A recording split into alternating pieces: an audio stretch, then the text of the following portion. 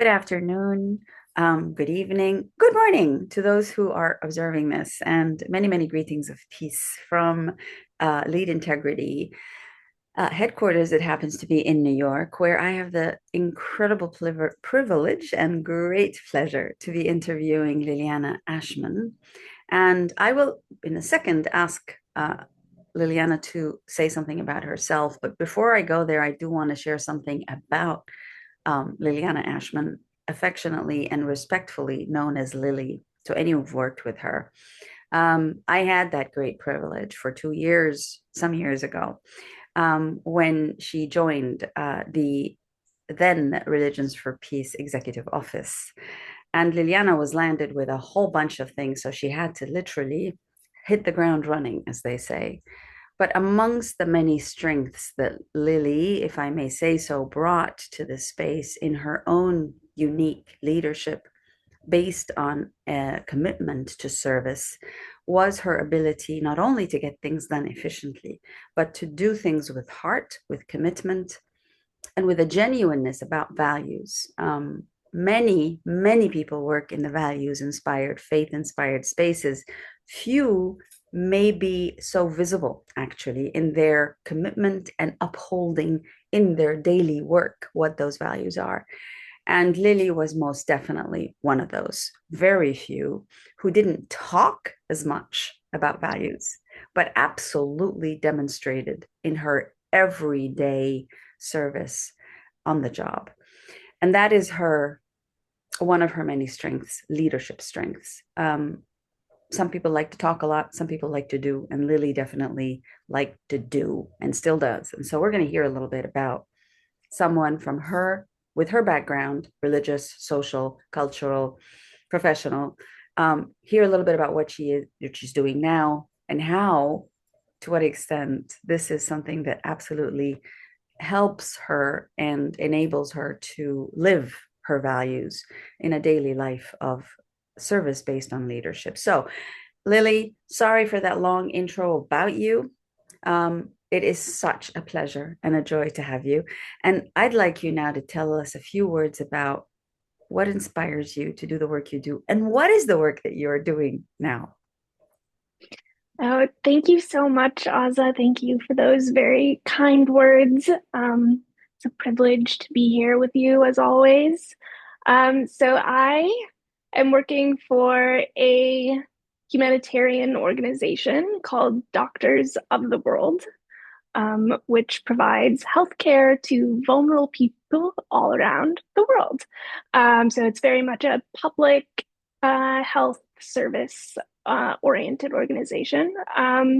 My background, I did not see myself in the public health world or humanitarian world when I was starting out. I mean, as a teenager, I thought I was going to be an actor, and studied theater, which brought me to Ireland, where I was working with a company that did theater for social change. So we were working with communities along the border with Northern Ireland, using theater as a tool for conflict resolution. And that, I think that was, at the time, I didn't realize it, but that was a moment that I think opened my world a bit. I was living in this very Catholic country and learning about that. And I'm not Catholic, and learning about the troubles and meeting all sorts of people, um, theater people, not theater people. And then my career sort of grew from that. I helped start a nonprofit organization called Cuba One, which took young Cuban Americans to Cuba for free. We did this during the Obama administration when he had reopened diplomatic relations, and that sort of turned me into diplomacy and what is this and what can I do with this? And then I joined the Peace Corps and served in Ethiopia. I was teaching English, and that was another experience of living in a country where religion is deeply a part of the culture and the people there. And it's predominantly Orthodox Christianity, but also living amongst a community that was very multi-faith. And so experiencing that, um, I think it really impacted me. And shortly after that is when I came to you at Religions for Peace. Um, so that was sort of this very long, winding path that's eventually brought me here. What would you say in your own social background and is still something you grew up with, something that was part of your formation, is still very much part of you in all these different iterations from, from theater to humanitarian service um, in Africa to coming to New York and working with um, an international organization doing interreligious stuff to now again sort of being back in the humanitarian, exclusively humanitarian space, still global. What would you say is if there are any common threads from your background? And you said I'm not Catholic, but you didn't tell us the I rest. know. So you might want to just give us a bit of the flavor of what you were exposed to as a younger person. You're still very young, and that's one of the reasons why I wanted to have this interview with you. I want to showcase the various levels of commitment to ideals and principles and action, and you most certainly have it.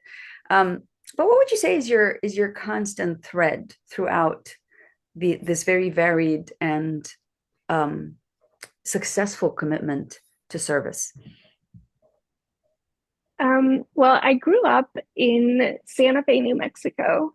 And Santa Fe is a very global oriented town. I'm not sure why that is, but it is. And my parents ended up there. They both moved there in the 80s and found each other. My dad is Jewish, and and he was raised Jewish, and my mom was raised American Baptist. Mm, And her father, my grandfather, was actually a minister. mm, So she had a very, like traditional upbringing, going to Sunday school. He taught Sunday school, um, and was also a really well-respected theologian and historian. And then my dad's family, being Jewish, they came to Cuba in the 1920s from Eastern Europe. And I think for him, Judaism and his family was kind of this struggle after the Holocaust of keeping that faith. And so I grew up in this, on the one hand, a multi-faith household. Um, one year, Passover and Easter were on the same day, and I was 5 years old, and I was confused about that. And my mom realized she had to try to explain religion to me, and she gave me this very thoughtful answer. And of course, it was very, very American that, in this country you have the freedom to choose your religion, so you don't have to be what your dad is or what your mom is. And I told her I would believe in elves. Um, that's a lovely one. so I think though, to answer your question, I mean, I think I grew up in a place where my curiosity was encouraged, where I was surrounded by people from different faiths and walks of life. I had the privilege to travel a lot with my parents, which I think sort of instilled this, I'll go off and join the Peace Corps and live in Africa, that's fine. Um, and so I think I've had an awareness that the world is much bigger than just me and just the little town that I grew up in, and a drive to be a part of that and to serve that. Hmm. Well said. And I think one of the things that you implied through your mother's words that is something that is being that's up for contention in today's America is um, this freedom, this diversity that is very much part of the fabric of this country. That is cultural, it is social, it is financial, it is political, um, and also the freedom to be able to choose what your faith should be and how to practice your faith. And I think this is something that perhaps many Americans took for granted for a long Yeah, time. And now so many of these freedoms are being um, either actively threatened or insisted upon in a way that excludes other people, other ways of being, other freedoms, so to speak. And I wanted to ask you a little bit about what it has been like for you with your background, with your commitment, what the last few years of America's tumultuous existence, given that you have the presence in the U.S., but also the ability to travel and work abroad and overseas and encounter many different and diverse communities. How has this last few years been for you as an American within your own age group at in the international space, yet still rooted very much in the United States? What have the last few years meant for you? How has it been for you the last few years? it's been a strange last few years. I think after Religions for Peace, I did a fellowship with this organization here in New York called Avodah, which is Hebrew. It means to serve. So continuing on with that service. And it's a fellowship for um, young people who are interested in social justice, and sort of interested in seeing how that fits in with being Jewish and serving your community. And I had done work in social justice, especially a lot of the work in Ireland was based in those teachings, but I'd never thought to connect it to my faith. And I also didn't know, and it's still something I'm wrestling with, is like, what does being Jewish, and in the case, it's my father, so I'm half Jewish, and then in some schools of thought, that means I'm not Jewish. So, so I decided, or I was thinking about doing this fellowship, and I was filling out my application, and I was really not sure. And then October 7th, 2023 happened. And I took a step back and I had this inner conversation with myself. And I said, like, this fellowship is going to be completely different now. And like, do I still want to go through with doing it? Um, and I decided I did. I decided that if any part of me was going to identify as Jewish, even if I wasn't sure what that meant, that I had a responsibility to step forward in this moment. Um, and I'm really glad I did the fellowship. There were people who had much more traditional Jewish upbringings than I did. There were people who had families in Israel. And then there were people like me who were sort of, didn't have a traditional Jewish upbringing, sort of just were more culturally Jewish, celebrated Passover. Um, and we struggled a lot in conversations about Israel and Palestine. But I think what at the end of the fellowship, I think what gave me hope was that we had all come together and at least sat in a room and tried to talk about it, even though we didn't always agree. Hmm. And I think something that we are lacking in the United States is that ability to come together and talk to the people who you don't agree with and listen to them. Um, because I think the more we just lean into our like inner zealotry, we're just gonna keep not seeing each other and not hearing each other, and just like the chasm is just gonna grow.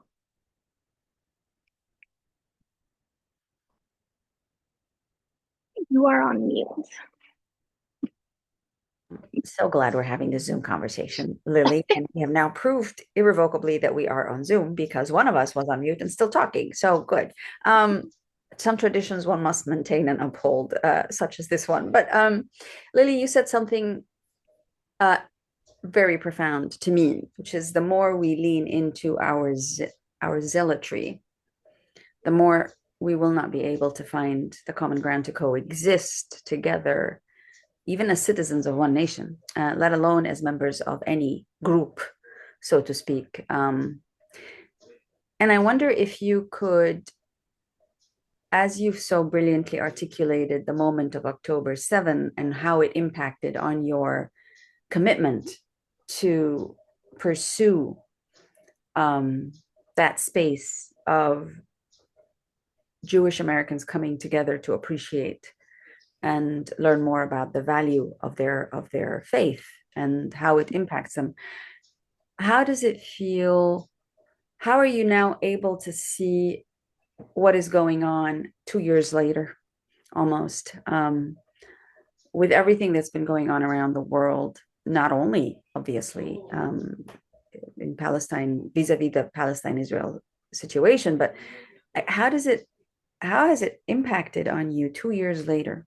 Are you has anything in your own worldview, the concern about leaning into zealotry, which I think is going to be a key sub theme of this of title of this particular interview, but has anything changed, Lily, for you in the last couple of years as a half Jewish, half Christian Baptist American, fully committed to that sense of service?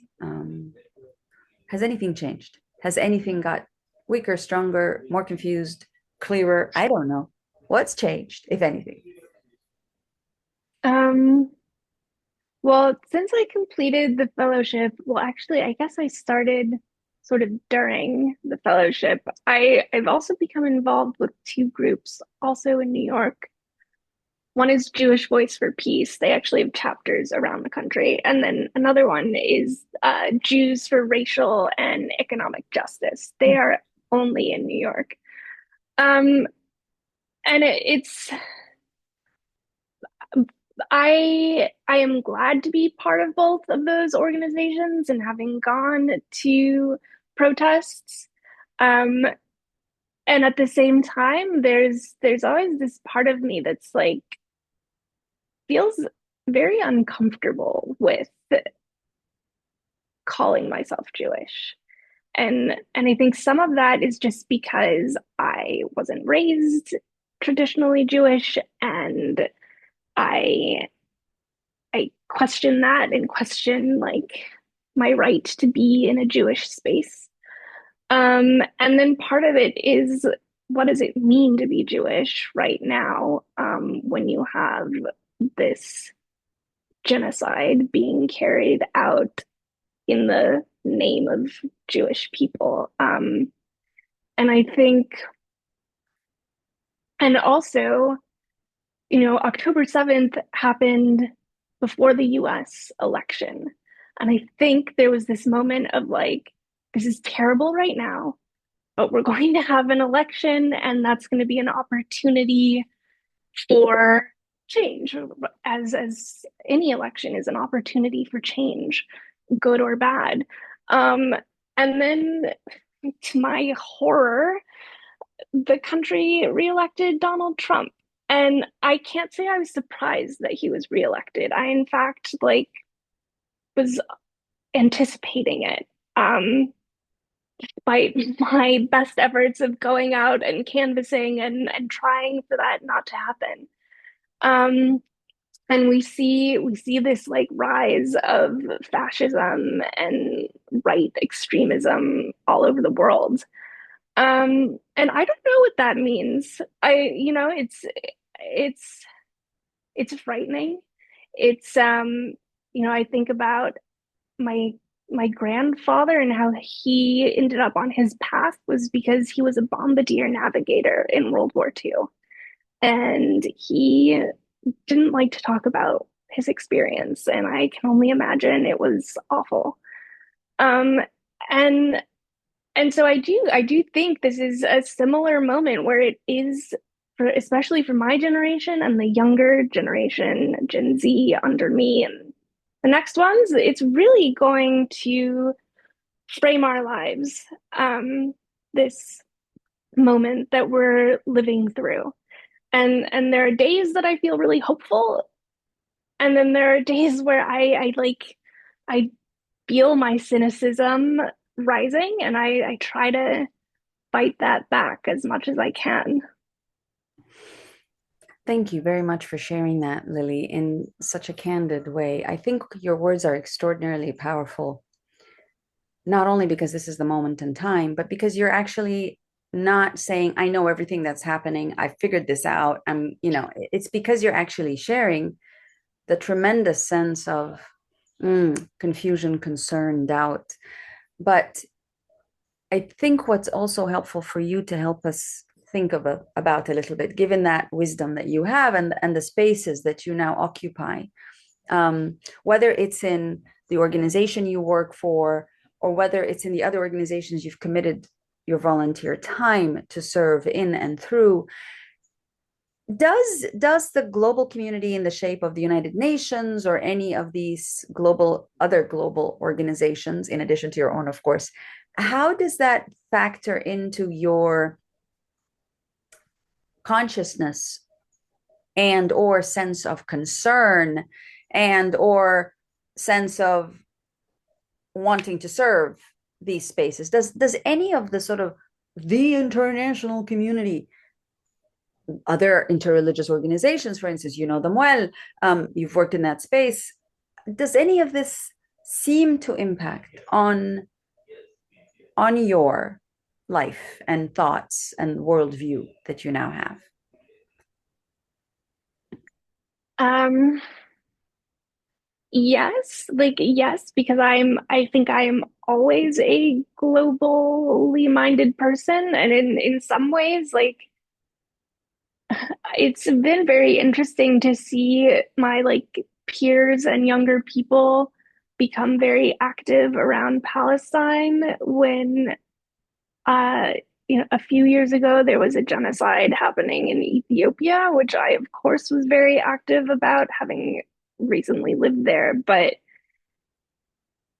I think a lot of people are not globally minded and or don't have experience working. I was so fortunate to work with you and see your experience with the UN. Like, you know, I think a lot of people just think of global organizations like the UN, as these bureaucratic buildings, and what are they doing? Are they actually getting anything done? And sometimes it seems that way, um but I know from my own firsthand experience that there are people there who work incredibly hard and are doing really important life-saving work. I know that from the organization that I work with. I mean, my day-to-day is very administrative. I'm not saving lives, but other people are. Um, and I think that's part of, the this inner zealotry is when people have not experienced anything beyond what they know. There's that fear of the other, and just an ignorance that isn't even, it's not their fault, it's not your fault if you're some farmer in Iowa who's never had an opportunity to travel to Paris. But I promise you, if you did, you would think about things differently.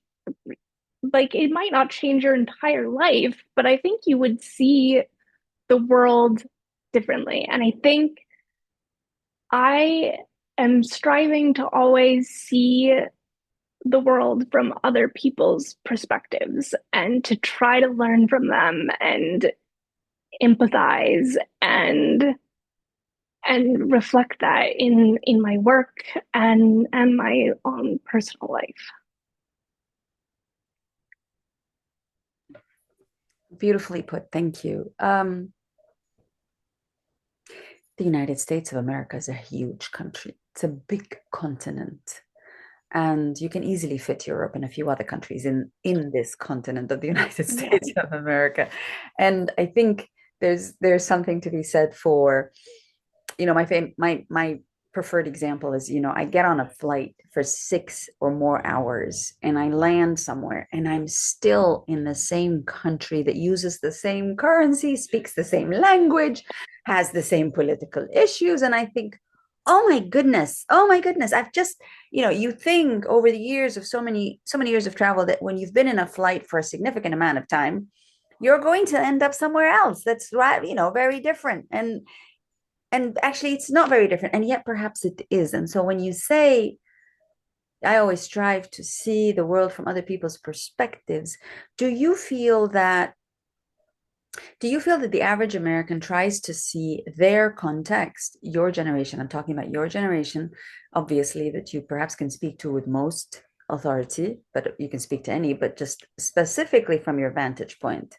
Do you feel that the average American who's your age tries to see the rest of America from different perspectives, or not? Um, I sometimes think so. Especially, younger people we're so connected online that even if you don't have the opportunity or ability to leave your home state, you can get on your phone and connect with someone in another part of the US, in another part of the world. You can see what's happening around the world. We're living in this moment where we are seeing everything happening online all the time. That can be a good thing or that can be a terrible thing depending on what you're seeing and how you think of that. Um, but I also don't know. I don't know that people are thinking about the world in that way. And I don't, you're right. The United States is a massive country. And I think, a city like New York is really not representative of the United States. A city like New York is representative of the world, but it's not representative of the United States. And I think similarly, growing up in Santa Fe, New Mexico, I like whenever international visitors would come to Santa Fe and it was their first time in the United States, I was like, this is not America. Like this is this weird art town in the mountains. Um, but I don't know this if you think this is what all of America is, you are wrong. Um, and so I think and but that should be a strength of the United States. And I think we're not utilizing that. Mm-hmm. And perhaps maybe even looking down on that diversity as a source of strength, perhaps even speaking against the diversity, trying to homogenize more. I think that might describe some of the efforts of um, certain politicians. Lily, you come from a background where religious diversity coexisted very harmoniously, strengthened you, um, made you into the servant leader that you are in an accomplished manner. Working with people of different faiths, seeking to bring peace, um, and or to work together. What have been some of your takeaways from that particular multilateral religious world, what are some of the things that still linger in your mind as you reflect on the experiences you gained trying to work with people from different faiths at different levels of leadership? Um, what are some of the thoughts you have from that experience, and how would you see those as potentially being helpful to the work you're doing now, if at all? Um, I mean, I think when I first started working with you, whenever I tell people about the work we were doing, people would say things like, "Oh yeah, well, that's what we need. We need the religious people to stop fighting. We need the religions to stop fighting with each other." And I was like, "Yeah, yeah. Well, they're not all fighting with each other. In fact, um, a lot of them are trying to work together and have very, very similar goals to accomplish, and especially when they're working through organizations like the UN. Um, and it was eye-opening for me to see that too, because I think there was a cynical part of me who was like, well, like religion is what causes all the conflict in the world. But getting to see that firsthand and see, well, no, it's a bit more complicated, a bit more nuanced than that. Um, and now the organization I'm with now, we are not a religiously affiliated organization at all. But we do partner with faith-based organizations. And I think given my background, I have a an understanding and an appreciation for what those faith-based organizations are doing.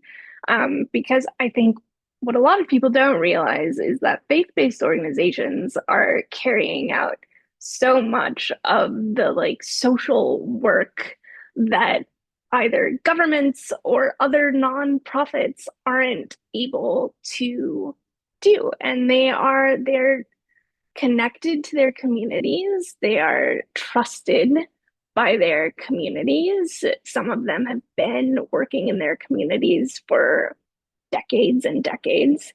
And I think it's again though, it's like that changing your perspective and not just dismissing, oh well, like that's a Catholic organization. I don't want to work with them.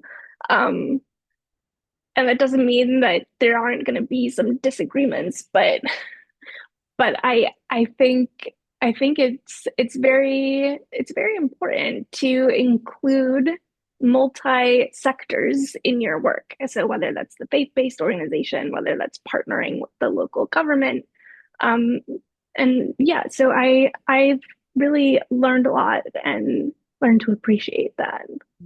Mm. That's very helpful. Thank you, Lily. I think if you were to if you were to have an opportunity to dictate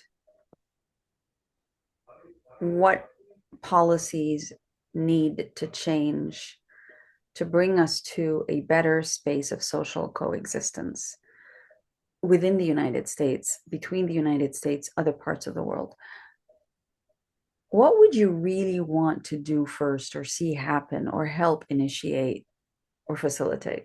Anything in particular? Um, I have like multiple thoughts happening right now. I was just in Greece on vacation and was talking to a Greek man who had lived in New York briefly, and he told me he hated it. Hmm. And I was like, oh, okay, and why? Why did you hate New York City, the greatest city in the world? And but he said he was like, it was really sad. He was like, it was really sad to he was like, I'd walk outside and see these unhoused people, these poor people in the streets, and I would see New Yorkers just ignoring them. Mhm. And I was like, you're right. I see that all the time. I am guilty of it. And and it was funny because his friend was like, "Oh, I'm sorry that he's like speaking badly about your city." And I was like, "No, it's really okay because he's right." And I think policy wise, like we not just New York, like this whole country has come to this moment of extreme uh, wealth inequality. And we see that with people who cannot afford a place to live. We see that with people who do not have access to healthcare. Um, we see that with people who don't have access to food. And so but I actually like, I don't know how you fix that. I mean, I think you raise taxes on the wealthy. I think New York is in this very interesting moment where we are hopefully going to elect a socialist mayor. Um, and these have been some of his platform promises, and I'm really curious to see if he can do it. And I hope so, but I I don't know. Like I don't know if he can do it. And I will do as much as I can to help with that. But I think it will be really interesting because if some of his initiatives are successful, then that is going to hopefully set things up for other cities in the United States and states to follow. Um, but we'll see what happens. I'm so glad you mentioned him. I didn't mention him. I'm glad you did because I think from the experience you and I have had in serving together, um, even at the senior most levels of decision making, you cannot impose a change on the way things are done unless you've got a number of different sources of influence and power working alongside you to make things happen. It's not one person who can change the course of a community or a nation, or a city for that matter. It's kind of hard to see that one person being able to bring about the dramatic change that is required. And at this level of where we're at, given what you've so aptly described as wealth disparities, homelessness, serious inequalities in access to basic needs, including food, water. I mean, basic needs. We're not talking about getting really Wow. fancy.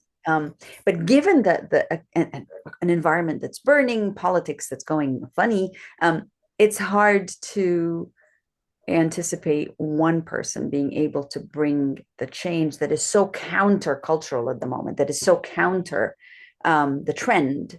And so I think you and I have seen this, we've lived this, where we tried to bring about change through different movements, a different movement that was very wide and diverse, and finding the resistance from within.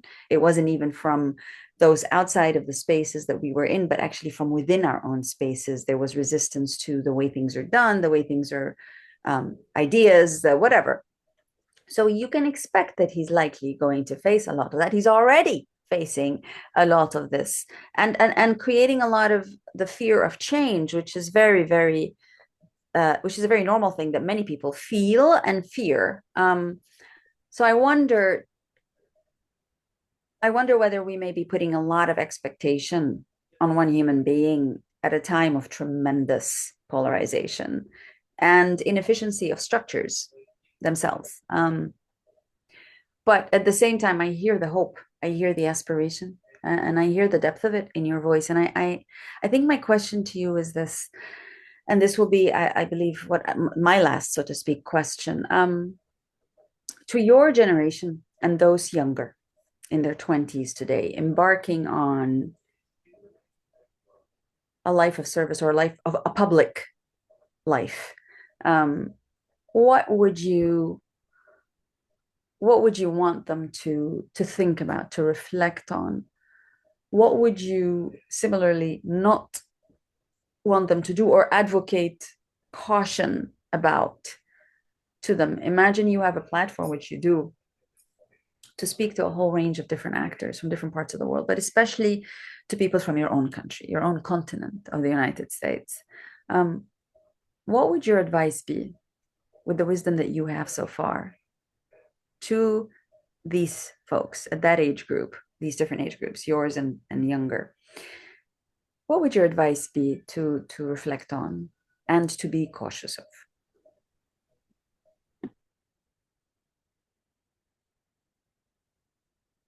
I think I think you're right about there's a lot of weight on Zoran Mondani's shoulders right now, you know. And I think what I would caution is expecting your elected leader to be the most perfect because it's just not possible. There's no such thing as a perfect leader, and especially when you get into things like politics, like he is probably going to disappoint at some moment, and that's no fault of his. um and I think what I notice from younger people and what I noticed in the last presidential election was this expectation that our elected leader be perfect and tick every single box in terms of what policy we needed them to follow. And if there was one box that was slightly off, then no. Um, and I think that's a good place to start, right? I think you should start with this is everything I want my elected representative to have. But they're not going to have all of that. And so, like, where can I make some compromises or allowances or just give them the benefit of the doubt? You know, maybe they said this in an interview 5 years ago, but you know, there's this extreme lack of forgiveness in our world right now. Um, and I think I was I've always thought about this. The Atlantic magazine did a piece years ago where you put in your date of birth and it told you, according to your age, what moment in history most impacted you. So I'm a millennial. And so I put in my date of birth and it told me, you know, it gives you this whole interesting timeline. But for millennials, the moment in history that most impacted us was 9/11. And of course it was. Like, of course. Mm. And I think this goes back to what I was saying about zealotry, because that's what 9/11 did to this country. Mm. And And that's what we see now when there's a possible Muslim socialist mayor of New York City. Um, it's something that I was really proud to see. Was I was working with Jay Fridge was the Jewish people who came forward to help get him the Democratic nomination, and that Brad Lander, the city comptroller, really worked to get him elevated. And I think that is a moment for us to learn from, is that you can in fact collaborate and come together. Um, and and so I hope that my generation will not wall each other off, whether that is, you know, the screens that we have that sometimes separate us. They either separate us or they connect us. So you have to let them connect, whether that is the borders, right? So we haven't really talked very much about immigration. I mean, we've talked about the homogeny in this country, but immigration is something that's really important to me. My dad immigrated from Cuba, and I think that is another just lived experience for me, that not everyone has, but in the United States, like everyone is an immigrant unless you are indigenous to this land, someone in your family immigrated here or was brought here.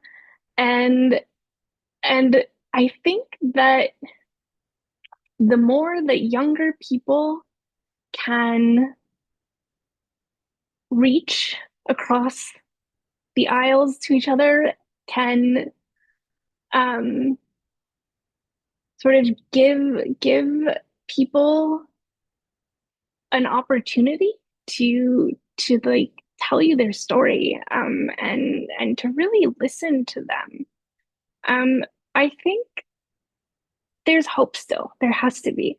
That is the only way that I can keep going is to keep the faith and the hope that like this too shall pass. And and I know that young people are going to do well. I know this. Um, but but we have to work together. Mhm. As usual, Liliana Ashman beautifully said, wisely narrated, and thoughtfully captured. Um, one of the many things that this interview attempts to do, this series of interviews attempts to do, is precisely to capture how diverse people in diverse walks of life are actually leading through example, are actually leading through the notion of a service that is not exclusive to any group or any community or any way of thinking. And very often, we tend to focus our traditional media, our history books, focus on positions of influence, directors of this or presidents of that or prime ministers of this. And we often ignore the wealth of wisdom that exists at so many levels of society, the different kinds of service that manifest in our everyday lives. And ever since I first interviewed you, among others, for the position to serve in the executive office of the Secretary General of Religions for Peace, you have had the, I think, tremendous skill, unwritten, unheard of, perhaps not much celebrated, even though it should be, of being able to speak wisdom without arrogance, based on lived experience, based on a deep understanding, perhaps not necessarily full clarity, but of the essence of what needs to be and what is. And I'm so grateful that you made the time in a very busy schedule to continue to share your wisdom with Lead Integrity, of which you are a founding partner. Just by the way, folks. And I think it's really important to be able to continue to benefit from that you represent, that incredible variety of wisdom that you represent, but also grace. You will not say this, but I shall, which is one of your many skills and attributes is loyalty to what is right, even if it costs you, actually costs you something, you will stick to doing what is right. I wish many more people were like you, Liliana Ashman, that they would be committed to doing what's right, even at cost to their own welfare. But because the commitment to do what is right overrules the comfort zone, as uncomfortable as that sometimes may even actually be, I think we need a lot more Liliana Ashman's principled, committed, skilled, and committed also very much to the work together. The fact that it isn't about agreeing on everything in order to serve everyone, but it is about agreeing on the basic values and principles that we need to adhere to as we serve everyone, and yet doing so from so many positions of diversity. You symbolize that, and you have always been someone that one could rely on. And so I'm deeply grateful, and I feel so privileged to have you as a partner in this space, Lily. And I look forward to continuing to learn from your wisdom as this journey progresses. When I listen to you, when I speak with you, and with some members of the younger generations that I have the privilege of serving alongside now, you do give me hope because it isn't about the grandiose theories, it isn't about the bellicose perspectives, um, but it is your ability to see, to discern, and to be committed to do the justice that is by everyone.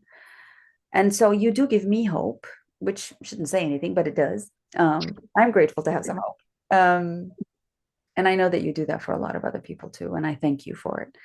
Liliana Ashman, it's been an absolute joy to speak with you. Thank you for making the time. May you continue to be blessed in your many commitments to service and personal delightfulness that you are. Thank you so much for this.